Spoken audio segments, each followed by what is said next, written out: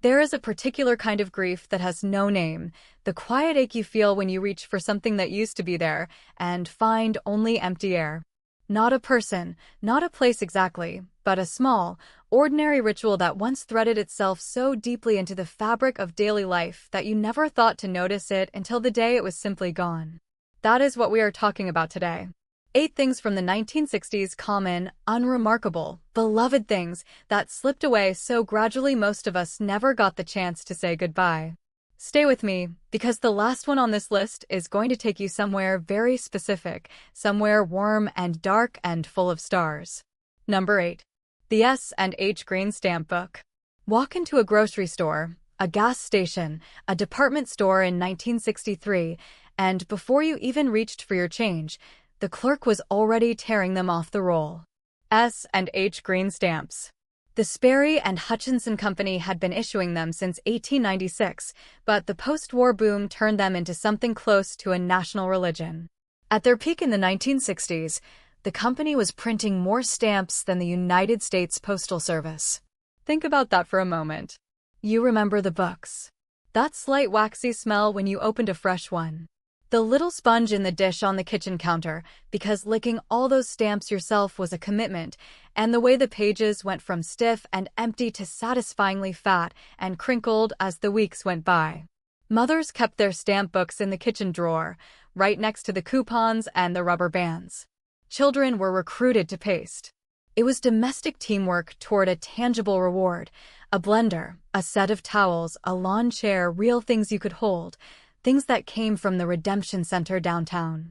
The stamp programs began fading through the 1970s as discount stores changed the psychology of shopping. Why earn something slowly when the price was already slashed at the register? By the 1980s, the Redemption Centers were largely gone. The last of them closed quietly, with no ceremony at all. Somewhere in a drawer in America, there is probably still a half-filled book, slightly yellowed, waiting to be redeemed for something that no longer exists. Number 7. The full-service gas station attendant. You did not pump your own gas. That sentence sounds almost radical now, but for most of American motoring life, it was simply the way things were. You pulled in, and a young man, often in a uniform with his name on a patch, was already moving toward you before the car had fully stopped. He filled the tank. He checked your oil without being asked. He cleaned your windshield with a squeegee and a bucket, working in wide, confident arcs. Sometimes he checked your tire pressure. All of this was included. All of this was just what happened when you stopped for gas. The smell of that service station is probably still somewhere in your memory, petroleum and rubber and the faint metallic bite of the air around the pumps. The sound of that bell hose stretched across the driveway, the double ring when your front tires rolled over it.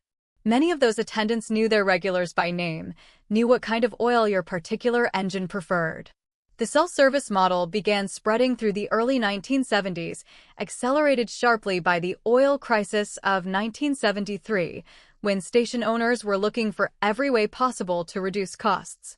Customers, conditioned by lower prices at self-serve pumps, gradually accepted the trade. Oregon and New Jersey held on longest, New Jersey by law until very recently, Oregon allowing it only in limited circumstances since 2017. Everywhere else, the young man with the squeegee is a memory. A courtesy we received so routinely that we forgot to appreciate it until it was already gone. Number 6. The telephone booth. There is something almost mythological about it now, that upright glass cabinet standing on a street corner or at the edge of a filling station parking lot. The folding door that sealed you into your own small world of sound. The coin slot that accepted your dime with a satisfying chunk. The black handset, heavier than anything you use today, cool against your cheek. The telephone booth was infrastructure, but it was also architecture. It was civic furniture. It told you that this corner, this town, this stretch of highway considered you worth the investment of connection. AT&T and local telephone companies maintained thousands of them across the country through the 50s and 60s, and they were serious pieces of equipment, heated, lit from within, with directories chained inside and occasionally even a small shelf to write on. Do you remember the protocol of using one? checking the coin return before you dialed, because someone before you might have forgotten their change. Memorizing the number you needed before you left the house, because there was no other way to carry it with you. The sound of a busy signal, that flat, patient beeping, and the decision it forced. Hang up and try again later, or feed another coin. The cellular telephone did not kill the phone booth in a single blow. It was a slow erosion. By the 1990s, the booths were already becoming scarce. By the 2000s, they were curiosities. The last major removal of a large public telephone bank in New York City came in 2015. There are a handful left here and there, preserved almost as monuments.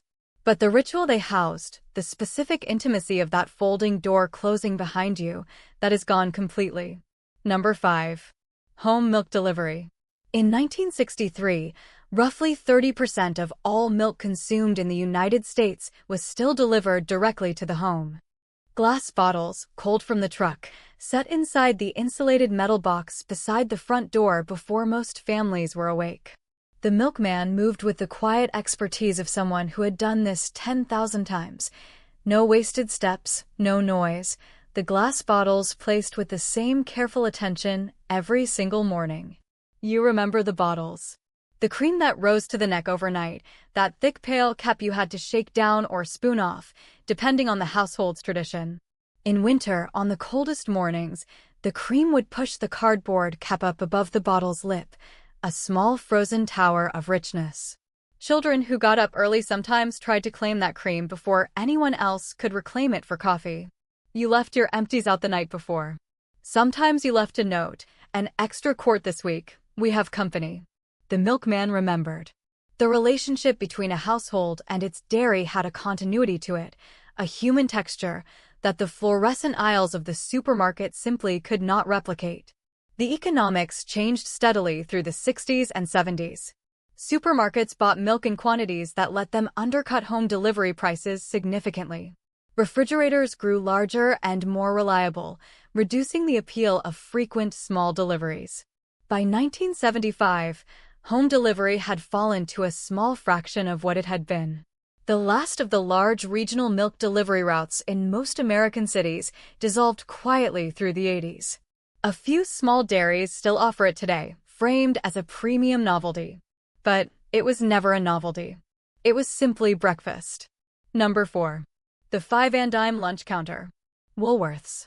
Kresge's. McCrory's. If those names mean something to you, then you already know this particular kind of afternoon.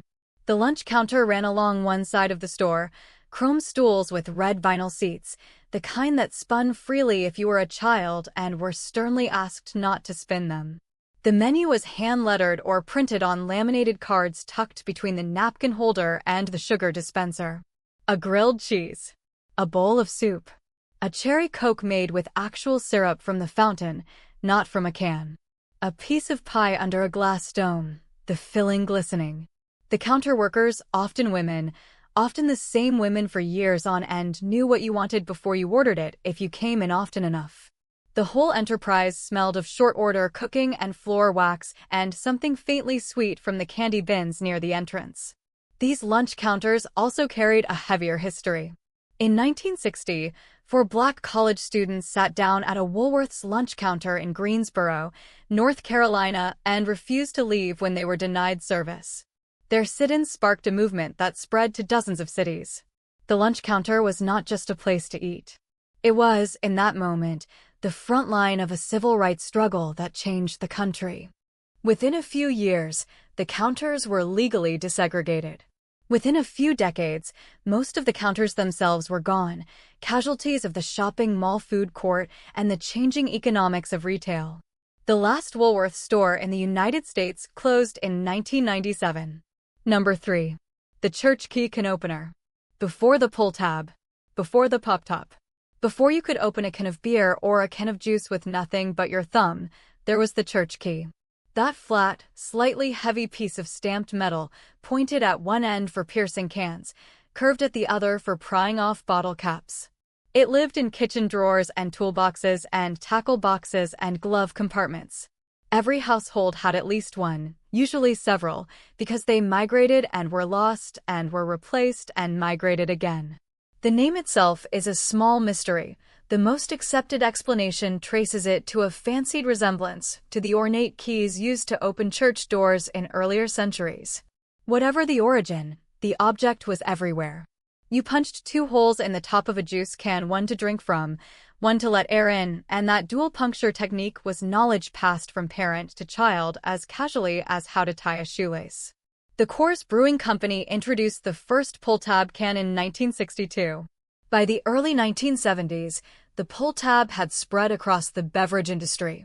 The church key did not disappear entirely. You still see them, here and there, in the back of a drawer, but its moment of absolute necessity ended so quickly that most people did not mark the passing. One day it was essential. The next, it was merely a backup. Then it was just something you kept for reasons you could not quite articulate. And if you want to leave a memory in the comments below, something you remember from any of these vanished rituals, something that took you back, this would be a wonderful moment to do it. Every single story shared there is its own small preservation, its own tiny light kept burning. Number 2. The television test pattern at midnight. Broadcasting ended. This is a fact so strange to say aloud in the present moment that it almost sounds like fiction, but for most of the post-war era, your television station simply stopped transmitting at some point in the late evening or the early morning hours. And when it stopped, what replaced the programming was the test pattern. Most famously, the Indian head test pattern developed by RCA and used by NBC affiliates, a geometric arrangement of lines and circles and the profile of a Native American in a headdress at its center, ringed by calibration marks for technicians adjusting their equipment. Around that image came the tone. A single, sustained note, 400 cycles per second, designed not for ears but for instruments. But ears heard it anyway, and what they heard was finality. The day was over. If you were still awake, you had stayed up too long. There was a whole sociology of late-night television watching built around the test pattern as its sentinel. The Tonight Show ended. The late movie ended. The local news signed off. And then came that image and that tone, holding steady until the morning crew arrived and programming resumed. Children who had fallen asleep on the couch woke to it in the small hours, disoriented and a little spooked by that humming geometry on the screen. Adults who had drifted off in the armchair heard the tone in their dreams. 24-hour broadcasting crept in through the 1970s and became standard by the mid-1980s. CNN launched in 1980 and never went dark. The test pattern retreated, first to the very latest hours, then to no hours at all. Today there is always something on. There is no longer a signal that the day has ended. Whether that is progress or a kind of loss is a question worth sitting with quietly. Number 1. The drive-in theater. Save the best for last, and the best, for so many of us, is this. There were more than 4,000 drive-in theaters operating in the United States at the peak in 1958. 4,000. From the first one Richard Hollingshead opened in Camden, New Jersey in 1933, the drive-in had grown into something that belonged to summer the way fireflies and bare feet belonged to summer. It was not just a place to see a movie.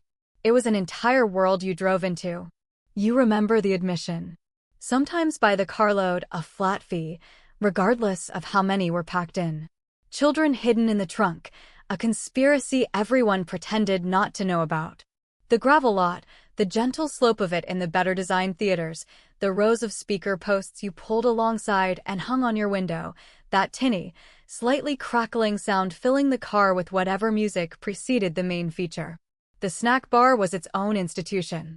Animated concession stand advertisements, dancing hot dogs, cheerful sodas beckoning from the screen, ran before the film. Hot popcorn in a paper bag, faintly greasy, warm in your lap.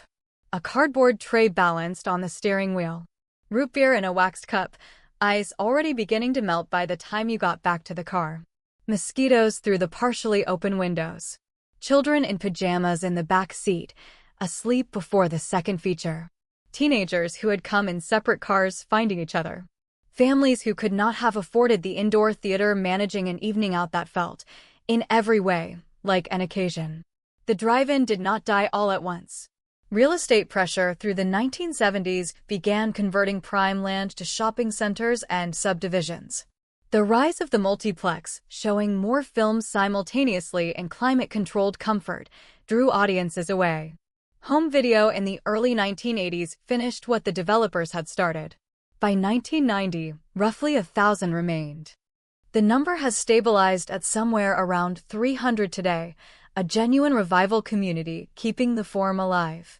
But those 300, precious as they are, cannot replace what 4,000 once meant. The drive-in was the American evening writ large, the car and the movie and the family and the summer air, all of it held in the same moment. It was democratic and spacious, and a little bit magic. It told you that where you were was enough. That the dark field and the enormous screen and the people you loved crammed in beside you were all you needed from a night. So here is what I want to leave you with. These 8 things did not disappear because they failed us. They disappeared because the world moved in directions that made them inconvenient, unprofitable, obsolete by someone's calculation. But the rituals around them, the stamp books pasted together on a Sunday afternoon, the milkman's quiet footstep on the porch, the church key tucked in the junk drawer, the test pattern humming the day to its close, those rituals were the texture of ordinary life. And ordinary life is not a small thing. It is, in fact, everything.